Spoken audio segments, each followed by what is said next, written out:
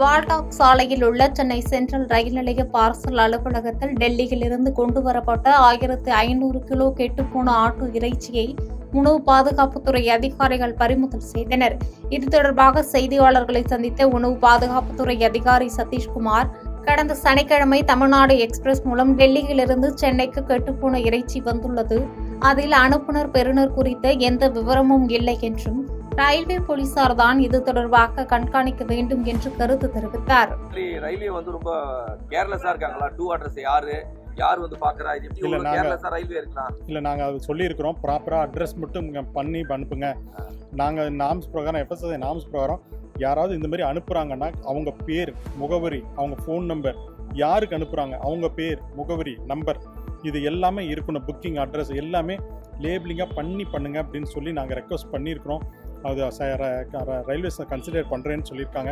ஏன்னா இந்த மாதிரி மீட் பெரிஷபிள் குட்ஸ்னு நாங்கள் சொல்லுவோம். கெட்டுப்போக குடிச்சு இது அவ்வளோ சீக்கிரத்தில் கெட்டு போகிறனால இது ப்ராப்பரான அட்ரஸ் இல்லாமல் இது மாதிரி பண்ண வேண்டாம் அப்படின்னு நாங்கள் அவங்களுக்கு ரெக்வஸ்ட் பண்ணியிருக்கிறோம். மதுரை மாவட்டம் திருமங்கலம் தொகுதி டி. குன்னத்தூர் அம்மா கோவிலில் OPS அணியை சேர்ந்த தெற்கு ஒன்றிய செயலாளர் கொடிவயிறன் தலைமையில் 500க்கும் மேற்பட்ட இளைஞர்கள் மற்றும் பெண்கள் சட்டமன்ற எதிர்க்கட்சி துணைத் தலைவர் RB உதயகுமார் முன்னிலையில் அதிமுகவில் தங்களை இணைத்துக் கொண்டனர்.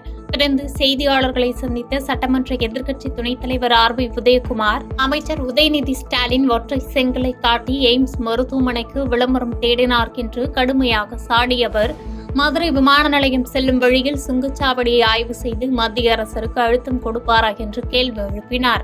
இன்னைக்கு அறிவிக்கப்படாத முதலமைச்சராக இருக்கிற உதயநிதி ஸ்டாலின் அவர்கள் விமான நிலையம் செல்கிற போது அதுக்கு அருகாமையில் இருக்கிற கப்பலூர் சுங்கச்சாவடியினுடைய அந்த டோல்கேட் அகற்றுவதற்கு ஏதேனும் ஆய்வுகளை மேற்கொண்டு அதற்கான உத்தரவை வெளியிடுவதற்கு மத்திய அரசுக்கு அழுத்தம் கொடுப்பாரா?